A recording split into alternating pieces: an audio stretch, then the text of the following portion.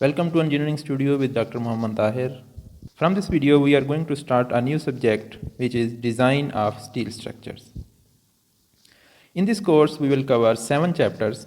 The first chapter is Introduction to Steel Structure. Chapter 2 is Design of Tension Member.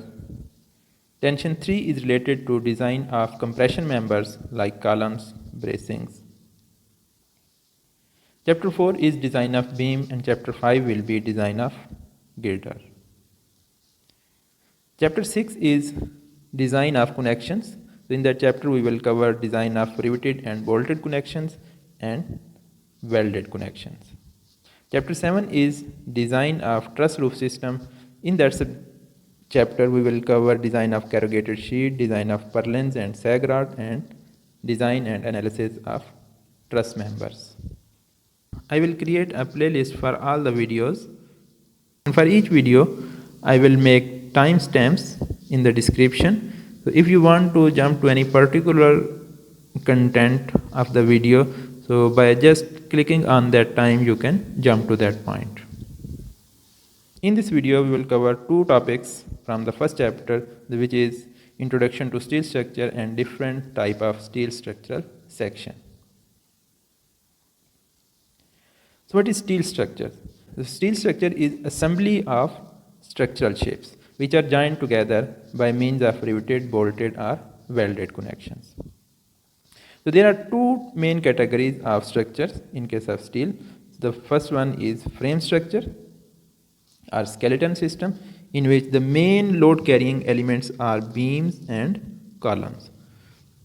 The examples are highway or railway bridges, multi-story buildings, towers, poles, etc. So in this figure we can see that here we have a frame structure with beams and columns. The second type of structure in case of steel is shell system. So in that case, the main load carrying element are plates and sheets beside the other skeleton members, beams and columns. So the examples are gas storage tanks, or storage tanks are bins for loose material, tanks and reservoir for liquids, and large diameter pipes.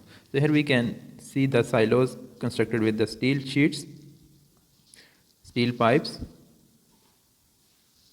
and other than this we can also have some structure made up of these steel sheets and plates. So here these corrugated sheets are used to construct a building, the building roof of the building in the form of arch.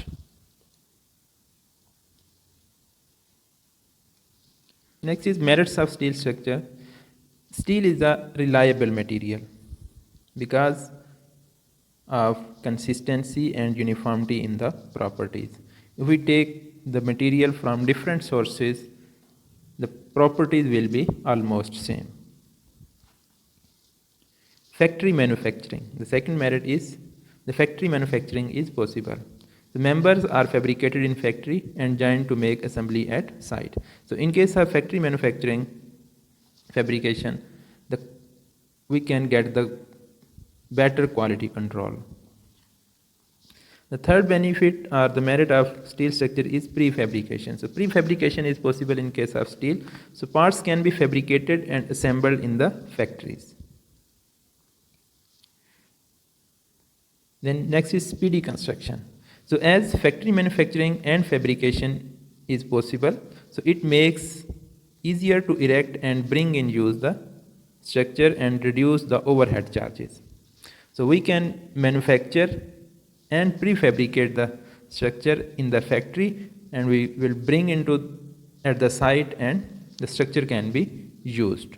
In that way the construction time will reduce and the overhead charges will be minimized. The fifth benefit is high strength to weight ratio. The steel has high strength to weight ratio as compared to concrete structure. And we know that in case of structures, the major part of load is the self weight of the structure. So when we have smaller dead loads, then the resulting section will also be smaller. And we can go for larger spans as well as high-rise building. So this is only possible with the high strength material. So next is durability. So properties do not change considerably if protected from corrosion. So other than corrosion, steel is a durable material. It has only one problem, which is corrosion. So if we can protect the steel from corrosion, so serviceable, its serviceable life can be significantly enhanced. It's an elastic material. So during design, we assume that our material is elastic. So in case of steel, our assumption as well as the actual condition is similar. So the resulting design will be more reliable.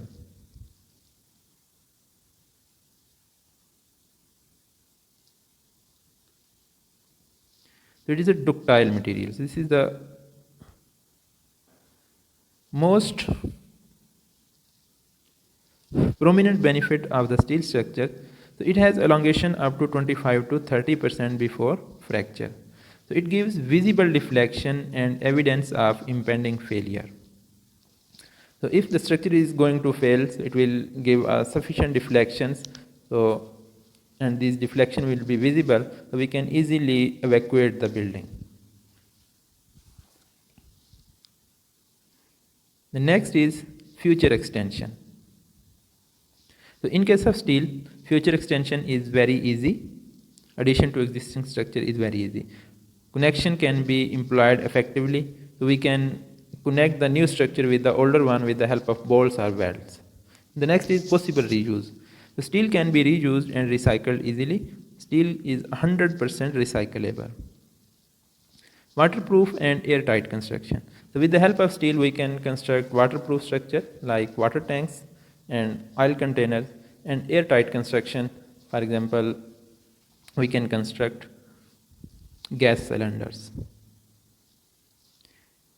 Temporary construction. So for temporary construction, steel is the most suitable material. So it can be assembled and demolished very easily through the bolts. We can construct and demolish the structure without any loss of material or without any damage to the structural elements.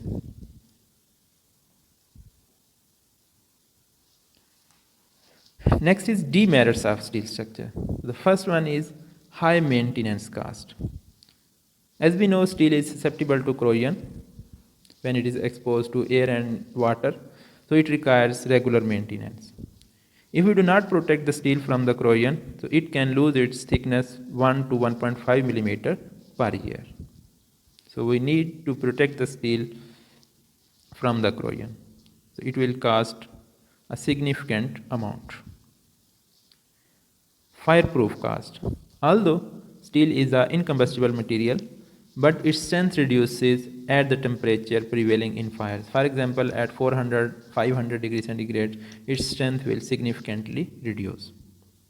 Other than this, at high temperatures, the steel members tend to elongate. So when these members elongate, they will create stresses to the adjacent or connected members. So as a result, the structure may collapse or fail. Higher initial cost. So due to its limited availability, the initial cost of the steel structure is significantly high as compared to concrete and bricks. Aesthetics. So if we talk about the aesthetic of steel structure, so we have a freedom of expression. We can build a structure of any shape, any design by using steel structure. So it depends upon the designer.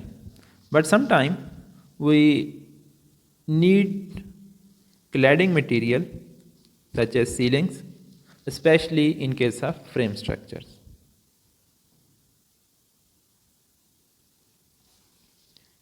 Next is structural shapes.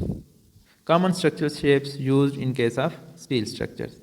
So we have three types of structural shapes. One is hot rolled section, the next is cold form section, and the third is built up section. So hot rolled section are fabricated by bringing the steel into plastic state and rolling into the desired shape.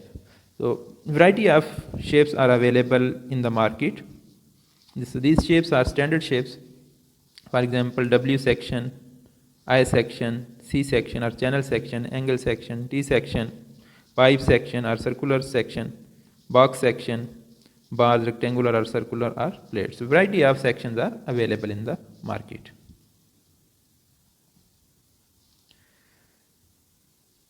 The question is how we can designate these sections, and so the nomenclature for hot roll section is, for W section we use W and two numbers. The first number correspond to the depth of the section, the second number correspond to the weight per unit length. If we are using FPS system, then the depth will be in inches and the weight will be in pounds per feet. For C section we use the letter C and then two numbers. Again the first number indicates the depth of the section and the second number indicates the nominal weight. For angle section we use the letter L and then three number. The first number shows the length of longer leg, the second number shows the length of smaller leg, and the third number indicates the thickness of the two legs. In case of hollow structural shapes, for rectangle we have HSS indicating hollow structural shapes or hollow steel sections, and then followed by three numbers. The first number is the depth of side 1, the second number is depth of side 2, and the third number is the thickness of the wall. Similarly, for hollow structural sections, in case of circular section we use the letter HSS and then it is followed by the two number. The first number indicates the diameter of the section and the second number indicates the thickness of the wall. For T section we use letter WT or ST. If it is made up of W section, by cutting it at the center, then it is referred as WT, and if it is the part of S section, then it is ST. And it is followed again by the two number. The first number indicates the depth and the second number indicates the weight. The next is cold form section. In case of cold form section, we bend the plate in our required shape. For example, here C section and here this is sigma section. The variety of sections and the dimensions are possible. We can construct a section of our desired shape as well as desired dimension. So variety of sections can be made by using cold form technique. The next is built up section. So if the hot rolled section are unable to resist the applied load and we need to increase their cross section, so we can combine two or three or multiple sections to make a new section. So that section is termed as built up section. For example, here we have combined two angle section to make a T section, and here we have combined two channel section to make a W section, or we can combine these C sections to make a box section. So different possibilities are there. Depending upon our need, we can combine the available hot rolled section. So next is structural design. We will cover this topic in the next video.